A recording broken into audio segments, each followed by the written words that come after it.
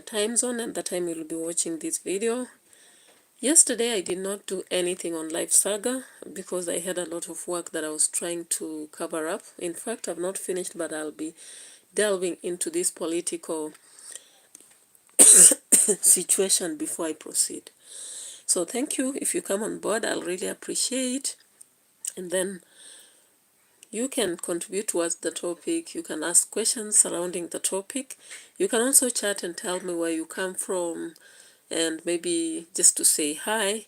But for other matters, that one can be away from here. Otherwise, thank you very much. You mean a lot to me. You mean a world to me. When you come to watch here, that is why I grow. That's why I'm encouraged to wake up tomorrow and do another video. So welcome on board. I have normally friends, Brucha, and many others. Of course, I did another live stream on a different channel, Edutainment for Us, and unfortunately, the part of chatting with the audience got lost. Welcome on board. I can see one person having joined us. Feel free to contribute towards the topic. Of course, you can see the topic there, just pasted on the title. Of course, we are looking into the matters of Matiang and Kalonzo Musyoka. Now, of late, there is a streaming in message. Let me just collect it and show you why I've raised this question here. With some people feeling like it is possible that we may be losing Kalonzo Musyoka very soon from the opposition. So I'll be reading to you a document here so that from there we can pull on with the discussion. Otherwise, up to now, from the analysis I've done and the research that I've conducted, it feels like very soon we may be losing Kalonzo Musyoka from the opposition if he may be overwhelmed by the financial implications, the branding aspects, historical aspects, and just as we know, I don't want to label him, but we know from the past. So guys, thank you on board. You're free to make your contributions, especially if you're from Kenya, or maybe even from another country and you know much to do with the politics of Kenya. Now, these are hard politics, but the reality looks at us, it awaits us to put judgment. Thank you. I can see 10 people. You can actually like my video as we start. A like means a lot to me. You can also subscribe to my channel so that I'm inspired to go on and on. So kindly like my video and get to the chatting so that we can understand where you're from as we gather here for the discussion that we're going to take maybe about 40 minutes just to delve into the matters of Kalonzo Musyoka and Matiang'I. Currently, you know that we are having the opposition being formed, and of course we have to talk about them and, read into the minds of these people who are coming on board and seeking our, our votes. So, guys, there is controversy surrounding Kalonzo Musyoka. We are not very sure that he is going to hold on opposition up to the end. Though he has proven us right in past and stuck with the opposition up to the end. But the fact that they lost and he lost again and Raila Odinga had to jump into the government, I don't know whether he still feels the same. So, with the latest news, it seems that he may or may not stick into the opposition. But there are high chances that he may walk out. So let's get to this document here. There's a document here I want to share with you. Sponsored by NIS or they're leaked to the journalist. Let me read for you. So let's look at this document that has leaked, right? This is the document I want you to see right here. And it is entitled Party Leader Plots to Jump Out of Deal. Now remember, such documents come out and sometimes they tend to be truthful because they are sponsored by NIS and leaked to the journalists, So this document says, still in the opposition circles, is a party leader in the opposition outfit planning to dump his colleagues. Well, our sources have learned that the man sent his emissaries to initiate talks with the senior government officials about a possible working formula ahead of 2027 polls. The man wants to use the talks as a bargaining chip among his colleagues to get their backing, failure to which he will join the government side. His handlers say that their boss will not back anyone and has vowed not to be in political cold after the 27 polls. Ladies and gentlemen, so when you look at this, you understand whom I'm talking about. Of course, back to Kalonzo Musyoka. Kalonzo Musyoka has been in government for long. However, there are years he has regretted, having left the winning camp and went for the opposition and therefore staying in the court. And of course, you understand that many times he has been left by Raila to stand in the court. We saw at some point Malala. About a Yeah. possible working formula Let me ahead stop of this 2027 interfering. polls. The man wants. Yeah, so of course, we saw very well that at some point his society was pushing him to be close to the government, but he didn't listen, and therefore, as Raila was pulled into the government, he was left in the cold, right? Yeah, so sometimes Kenyan politics is about man for himself, God for us all. Now, of course, we saw at one point Malala supporting the fact that Kalonzo Musyoka is the right candidate for the presidential seat. And Kalonzo Musyoka came out saying that even the government itself understands that he's the only person that, let me find this one, KTN. We saw this. If you didn't see it, watch it here. Yeah. So this is what came about at some point as Kalonzo Musyoka was really imposing himself. And not just this, there is still another. So I'll just be playing shortly. Then we come to our reaction towards this. If you have any ideas about my discussion, please come on board and let's discuss. So what I feel, ladies and gentlemen, is that Kalonzo Musyoka may not be long in the opposition. As long as he's standing here, we saw him in demonstrations. We saw him with Gachagua after the impeachment. We saw him after Gachagua got out of hospital and all that. He may not be there for long. So let's listen to this as before we talk about that. And we bring it to fruition. And the coalition. I don't think the coalition will have a problem. Because the reason why the coalition, by the way, is a very interesting coalition. The reason why I asked that is because even the NAK Kenya party in their meeting, their NEC meeting, said that they are going to have a presidential candidate or other aspirant in 2027. So that's the reason I'm asking. Yes, the party, Wiper party will say Kalonzo Musyoka is our candidate, and we have seen it do that severally.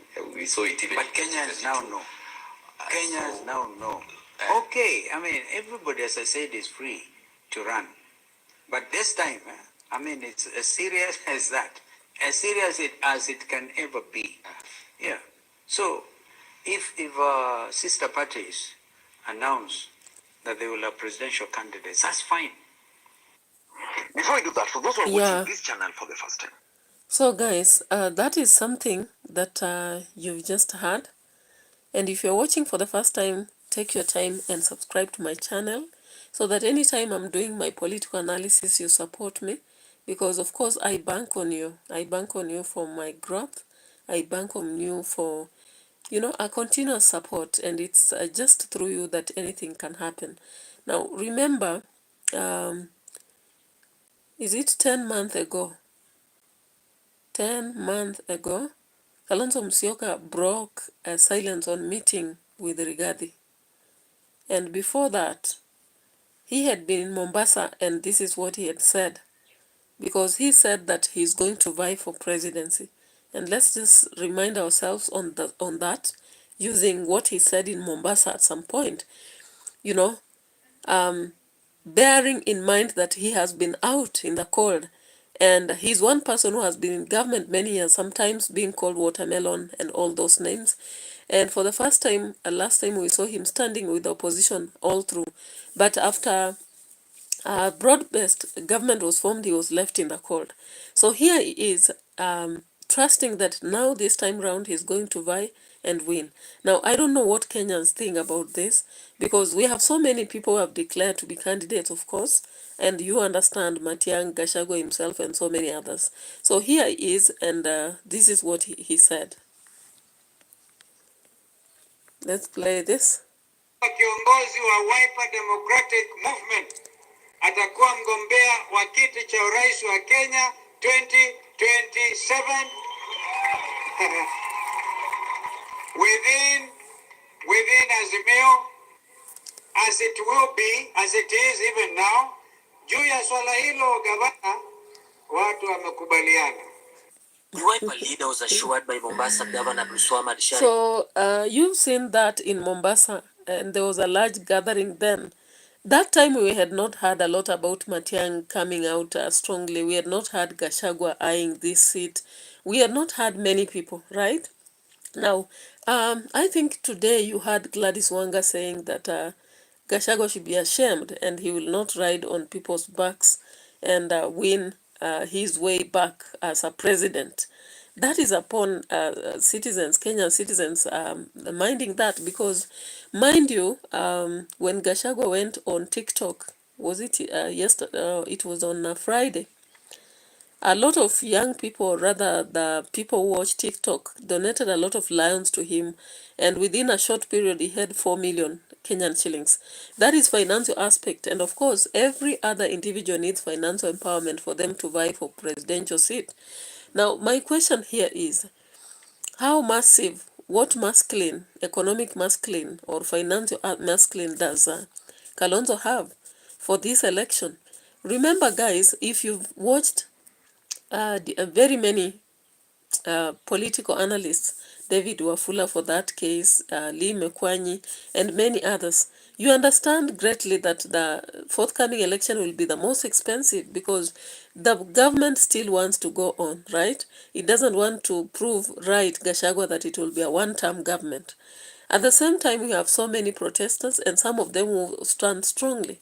And we've had so many challenges, citizens proving that they'll now go in for, they are going to gather their voters' cards, and they'll go to queue and, vie for, not just vie, but elect the leader they now want. Now, remember, guys, if you see what the impeachment process was, people really set out to ensure that Gachagua is out. And so, since then, the case that Rigathi Gachagua was facing is still under, the process of, he had to go through a process of the higher courts. And so it has not been settled. So, guys, remembering that we have so many candidates, and Kalonzo, I don't know, if you look at him, is he a candidate that is strong enough even historically, given that he once was wavering and people came to call him watermelon? Remembering the financial strength that we need in the forthcoming election, how true is it that Kalonzo Musyoka may stand it? Now, reading the document I've just given you, and such documents come out after leakage, either through NIS or journalists. So they always say in Kenya, lisemalo lipo kama alipo, linjiani laja, if you understand what I mean. Whatever is said is somewhere, it's forthcoming. So let's get to see what Kindiki said the other day, because Kindiki is trying to prove also what the government is reading between the lines. And he said that he's not just a cousin to Kalonzo Musyoka, but a brother, maybe, possibly, he did not state. So this is what he had to say, right? Kindiki, when he was in Ukambani after demonstrations. Let's hear him. My brother. Hiyo ni ndugu yangu na namheshimu. Namheshimu. Alikuwa former vice president wakati wa mzee Kibaki. Sisi tunamheshimu mali amefikisha jamii yetu ya Wakamba, Eastern na Wakenya kwa jumla, kwa sababu alikuwa vice president wa Kenya. Sasa atafute vijana wengine hapa Ukambani, aanze kuwalea ili pia wasukume mali aliwachia, watapata ile hakupata. So that is what Kindiki said. And he went further to indicate that he's going to look for Kalonzo Musyoka so that he's not mixed up in this dirty politics. That's what he said. Let's get another Len that will tell us more about the thought they are raising on him. And this is what had to be said. Nikamtengeneza namna hii. Akaenda Australia. Sasa ni mtu mkubwa, ni mbunge huko Yana. Mimi niko na heshima na viongozi wenu. That's what I want you to know. Ile hatutaki ni watu kudanganya ndugu yetu Kalonzo na kumuingiza kwa siasa ya vita na matope na matusi na kisirani. So mimi nitaenda, mkinikubalia nitafute ndugu yangu mkubwa Stephen Kalonzo Musyoka. Nimpigie simu. Nimtafute. Na mimi mkiniangalia hivi, mniangalie vizuri. Mimi na ule jamaa wa shares wa kisirani. Mimi na yeye. So of course he's referring to Gachagua. Kuliko mwingine. Former Vice President. Okay. So that is the present DP. And when he talks, of course, you must understand that he's speaking on behalf of the president and the rest of them were in government. So this might be a decision they have come up with, a strategy to tell the opposition that Kalonzo is just with us. Possibly a division strategy. I do not know. Currently, I can't tell you. Now, you understand that however much they are trying to support Kalonzo Musyoka, the citizens demanded for Matiang'I long ago. Of late, they are beginning to trust Gachagua, right? If I may find that TikTok aspect where they donated lions for Gachagua, let me just look for it.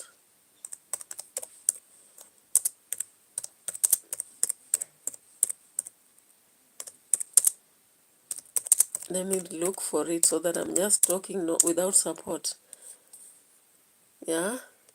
And of course, it will become a room for so many other questions. But that is it. Massive online donations flood in for Kenyan politician regarding this as a genuine showing of support. Let me just check another one. I don't want that. That seems to be a bit foreign. Massive online. This one here. An unprecedented windfall. How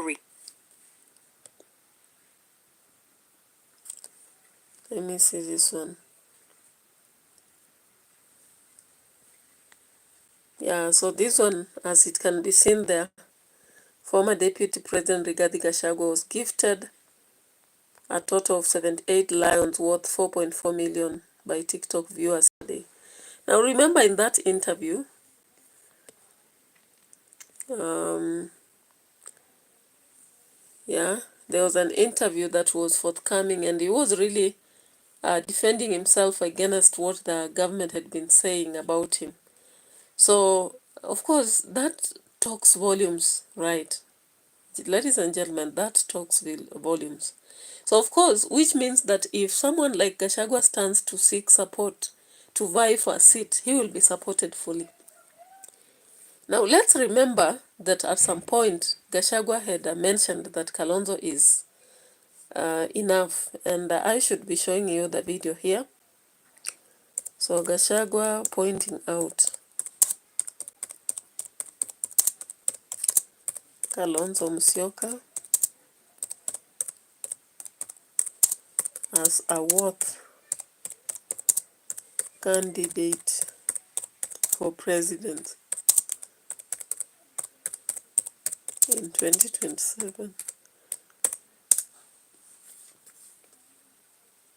That must be about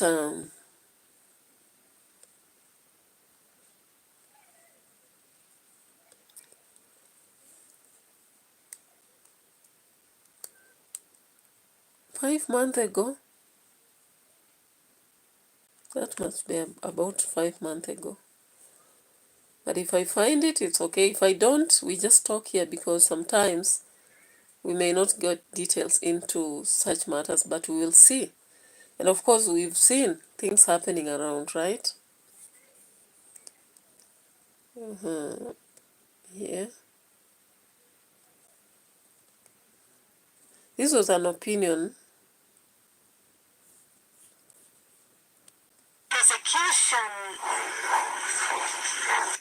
Of course,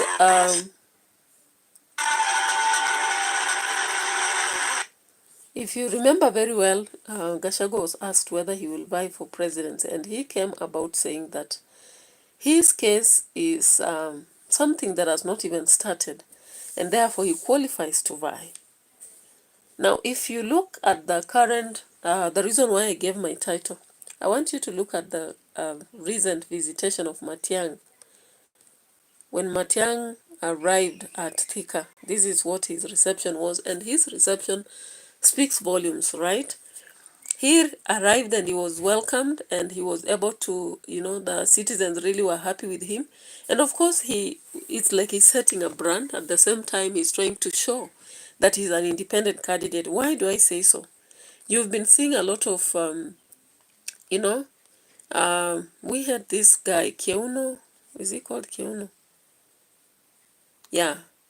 He has always been there supporting this man. If you can remember this man here. Let me just find him before we can proceed. Yeah, this is the man, Jeremiah Kioni. Jeremiah Kioni has really been behind Matiang'i, right? Na watu wasije kuanza kuwekwa katika vikundi vya ukabila. Mmemsikia Duare akianza kuleta kutisha mambo ya vita. Hatutaki vita. Chama cha Jubilee ni amani na tunapenda kila Mkenya. It is a national party. Yeah. Tumia mbinu zote zile kuhakikisha kwamba sisi kama watu wa mlima kula yetu haiko nyuma ya mtu mmoja. Kwa sababu tukigawanya kidogo tu.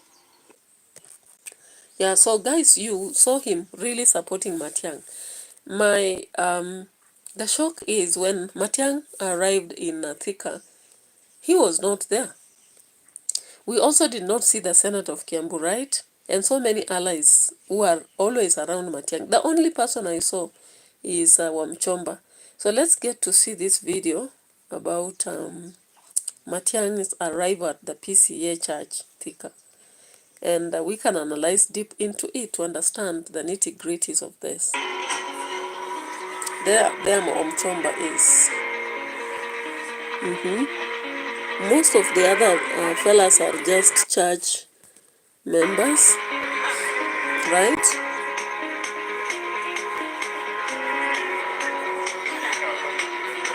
So you realize that there is absence of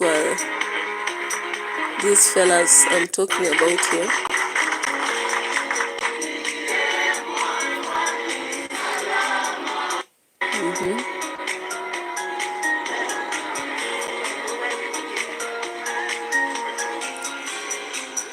Yeah, so guys, when I looked at this and I saw the other video here, now let's listen to him speaking. I asked myself, why is it that Matiang'i decided to go to Thika without these people? Is it that he's setting the record straight so that he's not going to bang on either Ruto or Gachagua? Not Ruto actually, but Uhuru's support or Gashagua's support. Because if he does that, it means that he will be a weak candidate, someone who does not trust himself.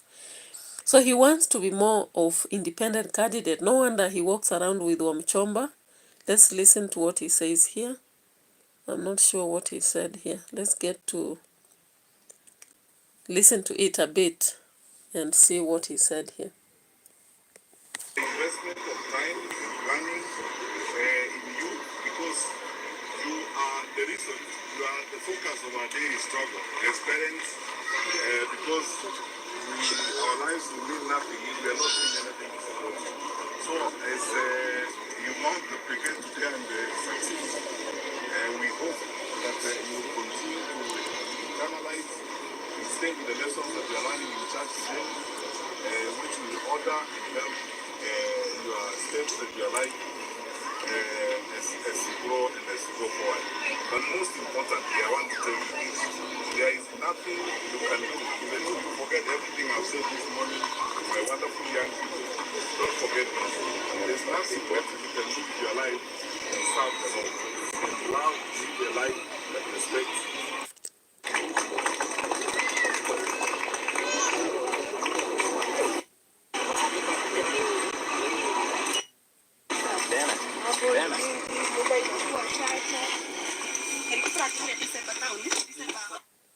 So that was it. So you saw the quick visitation as Matiang was in Thika. Let me just check for another. Yeah, so guys, what I'm trying to see through my own critical thought is that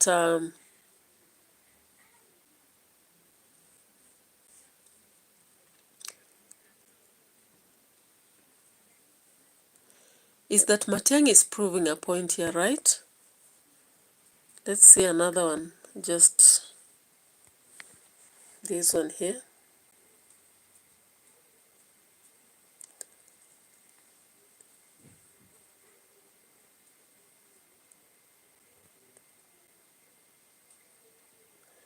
And we saw that people are really celebrating his presence there, right?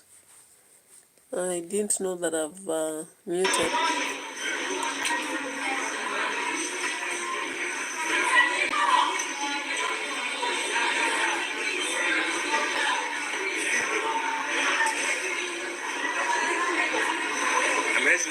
Social media. I mean, which years are you talking about? 19 people dead.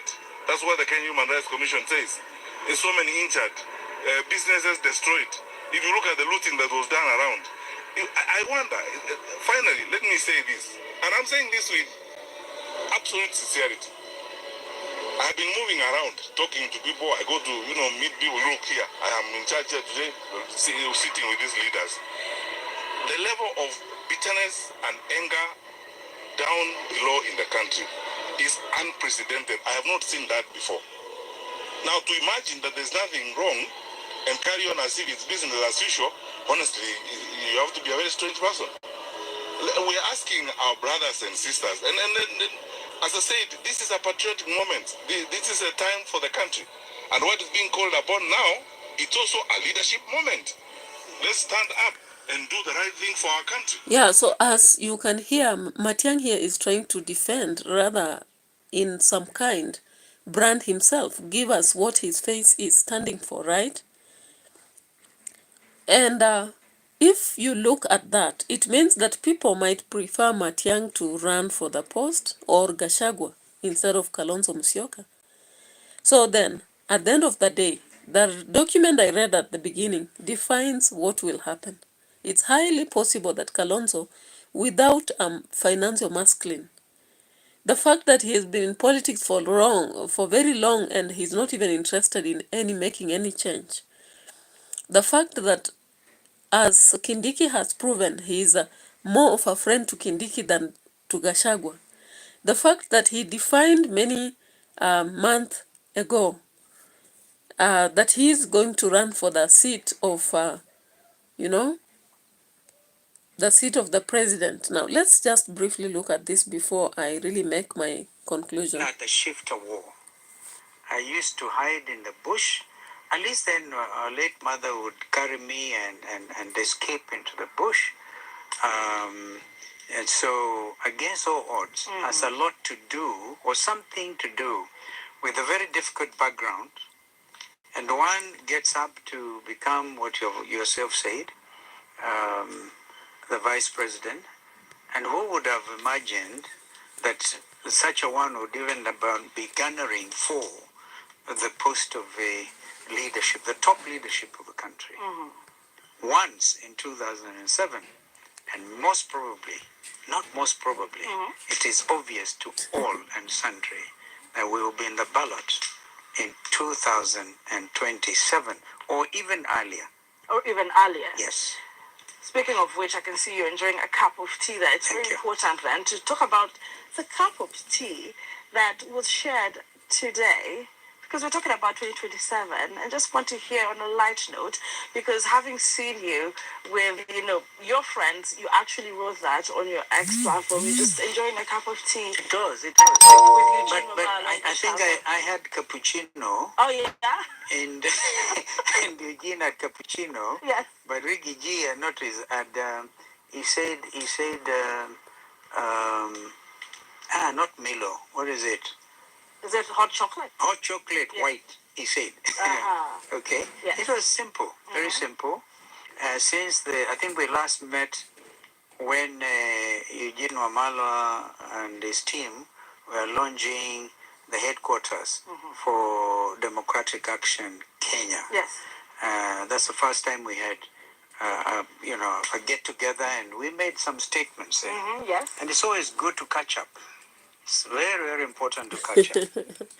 So guys, So as we you were can catching up. see from that talk, regardless of Kalonzo having met Rigathi and Eugene Wamalwa and the team when they are forming DAK, you can see he's saying that he will definitely be in the ballot in 2027.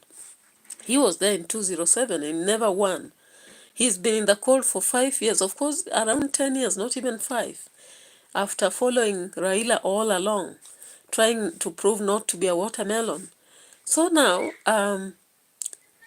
what exactly is going to happen now that Gachagua seems to be strongly saying their team will go on and he has declared he might be the president candidate? At the same time, we've seen Matiang'I making his moves and saying that leadership is what we need in this country. Yeah? So what exactly is going to happen? So that is why we're expecting, there is a high level of expectation that Kalonzo might be joining Ruto. We like it or not, that might be the truth. Because from his statements, he strongly wants to be a candidate. But if he will not be, then of course he will be on Ruto's side to support him, right? Now, remember, Matiang'i has a very large following. From Kisii, you saw the other video I did on a funeral. You saw his reception in Kenya. I don't know if you remember that. Let me look for that video here. The reception in the country. Where is it? He had something on that.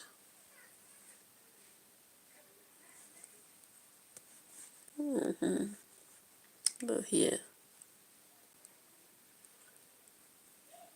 Yeah, remember, Matiang'i that time, he had announced he will be a candidate.